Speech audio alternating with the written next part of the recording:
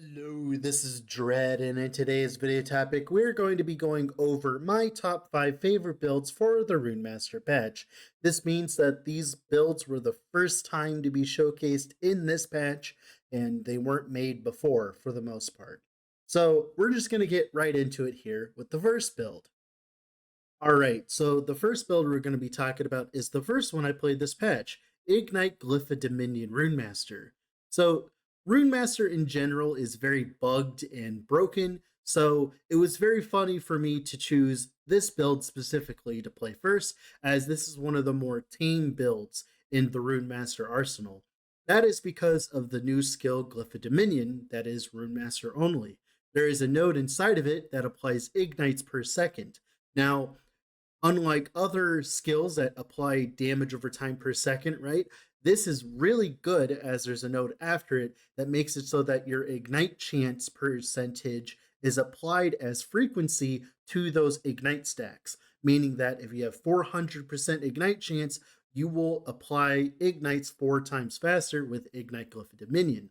This means that, of course, you can scale Ignite Chance while also having a dot spell that has a pretty big AoE thanks to Transcribers. As soon as I put Transcribers Graver on and saw how big I could get my Glyph of Dominion, I instantly fell in love with the build as it felt really smooth to play and was one of the best builds of the patch by far, even though I wasn't breaking anything in terms of Runemaster, because I wasn't playing with Ward much. I wasn't playing with Runic Invocation for damage. I was just simply playing an Ignite build. And Ignite build that is. I think this has merits to be one of the best Ignite builds of all time, as it just feels good to play, while also pumping out damage thanks to stuff like Enchant Weapon, allowing you to pop your Ignites and deal triple damage with it. Or, of course, you can just simply just put your Ignite Glyph Dominions down and relax while the enemy dies eventually. There was also a node inside the top of Runemaster. It was really interesting that made it so that enemies apply enemies whenever they hit you, it's as if you had extra endurance threshold based on how many ignite stacks you got, which essentially made you insanely tanky in the Monolith of Fate, which is really cool, and it gave you an incentive for stacking HP. So overall, Ignite Pop Glyph of Dominion, one of my favorite builds of the patch. All right, so the next build on this list is going to be Lightning Wolf Beastmaster, or I like to call it Blitz Wolves. So the idea here is we're utilizing one of the new uniques, Howl of the West Wind.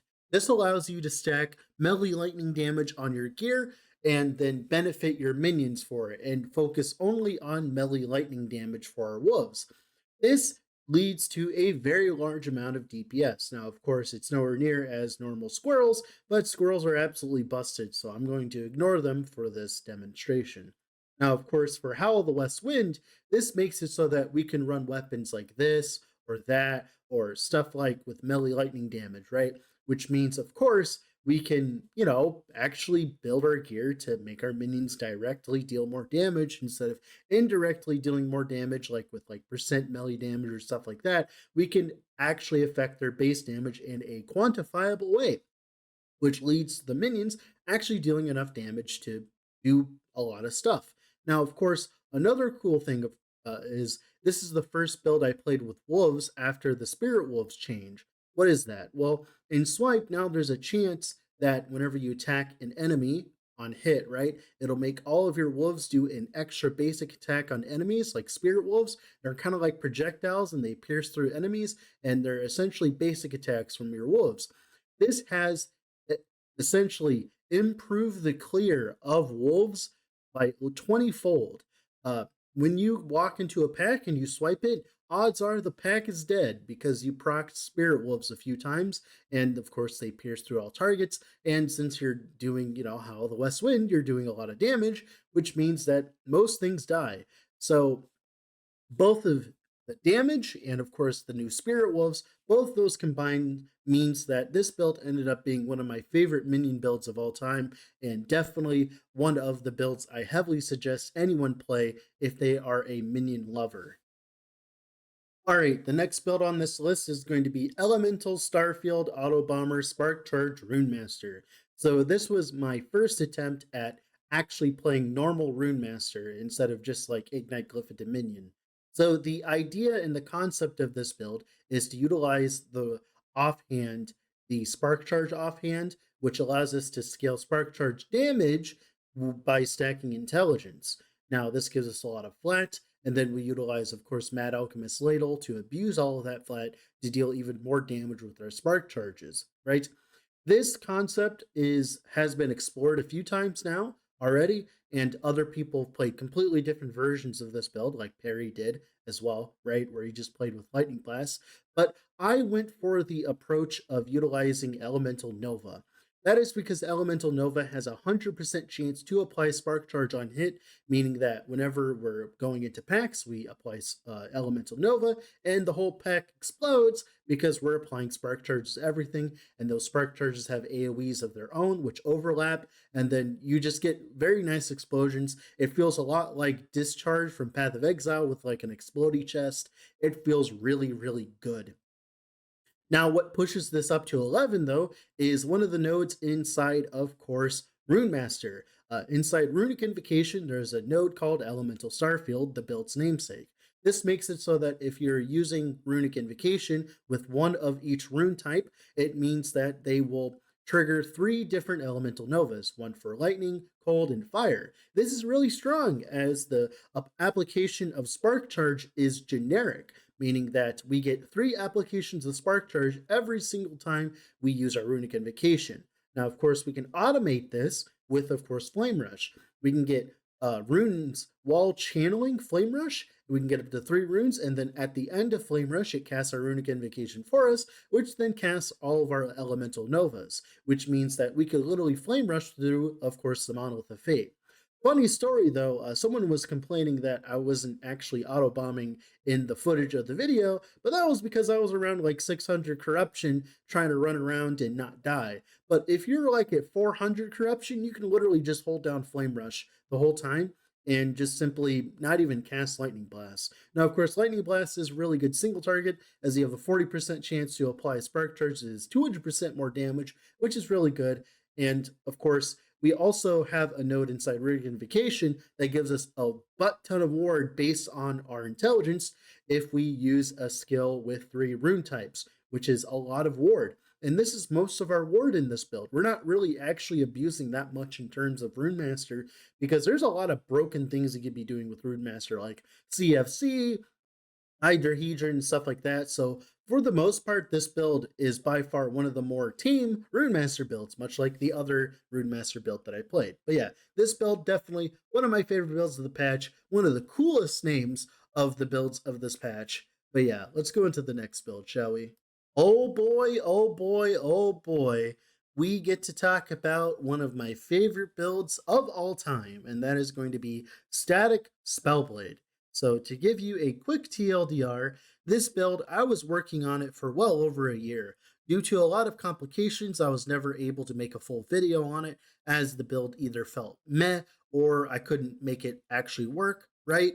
But we finally figured it out. We finally managed to make static function. If you don't know, static is just a lightning skill that you can press the button and do a very large shock, like a very large lightning damage hit. And we can scale this by, of course, getting flat damage or getting crit, or of course, we can get more charges for static. And then we can gain those charges faster to apply static faster.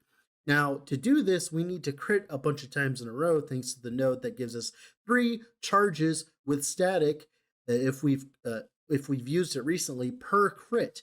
Now, this build ended up getting to like 80 crits per second, which is really, really strong, right? That's like insane. And it allowed us to essentially spam static, which was doing like 1,000,000 damage every single time we used it. And that was enough to make this build viable. And oh my lordy, it was great. That was thanks to stuff like Dragoras Claw, proccing Lightning Blast on our Frost Claw, and of course, the new skill Frost Claw, giving us even more crits when we use our Mana Strike, right? All of this combined, meaning that we can, of course, charge our static up and do a really big zap. And of course, this is also the first build that I was starting to abuse the newly changed rings, the I can't remember what they're called, static touches or something. They give you like a bunch of ward, like you guys 10% chance to gain 75 ward on hit of a shocked enemy. And since we're hitting like 80 times per second, that turns out to be a lot of ward. It was so much ward, in fact, that this was the first mage in a very long time where I didn't even have flame ward specialized, unironically. And if you don't know, if you're a mage and you don't have flame ward specialized, you should have a pretty damn good reason to not have it. And that is mainly because we didn't need it. We had so much ward generation and we were so tanky, we literally didn't need like flame ward. Now, of course, if you're to push up higher corruption like 700, 800, 900, you definitely want to slot back in flame ward. But for the purposes of the video and what I was playing, I didn't need flame ward at all, which was really ridiculous, right? But yeah, that's this build. I really enjoyed this build. All right, so the last build on this list is technically an addition to the last build that we played. That is because I literally played it the other day, and that is Harbinger of the Stars, Cock Meteors. So the idea of this build is to utilize the new belt, Harbinger of the Stars, that was given to us during the multiplayer patch, and it was kind of a cookie to figure it out. Mainly because of the nerfs and changes, it made it much harder to utilize the belt in a functional manner that felt good, but thankfully we finally figured it out. It turns out if we use a Dragoreth's Claw, right, with attack speed, and we just go for as many crits as possible per second, and we get Mana Strike to give us as much mana as we can possibly get, it turns out that's enough to make Meteors function. And of course, we scale Meteor damage, and overall, it was enough damage and enough clear to make the build feel really good. The linchpin that made this build function, though, was two things. The first thing, there was a node inside Mana Strike that allows us to gain mana based on if we're at negative mana or not, and this, in combination with all of our other mana sources, was enough to make it so we can sustain Meteor properly on a single target, even if we're hitting a gabillion times per second, right? And the second thing that made this build function was, of course, Vessel of Strife. Whenever you're playing builds like this, especially a melee sorcerer, right? Whenever you're playing a melee build, you need to have more defenses in general than your average stereotypical build. And for the most part, that's really hard to do as a sorcerer. But thankfully, Vessel of Strife is so strong, you can just use it on any mastery. And this defensive suite is so generic that we could just slap it onto the Meteor build and make sure we have enough health regen. We have like well over 800 health regen, which is about 600 flat ward per second. And all of that combined means that we can face tank things without the worry of actually dying. So as you can tell, we're doing like 600, like 580 corruption with this build, somewhere around there, and we could easily keep pushing if I really wanted to. Now, we're missing just a little bit of damage with this build. Now, of course, that was mainly because my gear was pretty bad. Like, we have even more crit multi than we have. We could actually dump the Dragoreths for a crit multi plus attack speed, like Runic Dagger. Like, there's a few things that you could do to make this build deal even more damage, but I wasn't really able to do it in the time period of about 3 days that I spent on this build. And trust me, those are a very long 3 days. I had a lot of problems, trials, and tribulations, but I'm thankful that we finally figured out how to make the build actually function. And that's going to be it for the video today.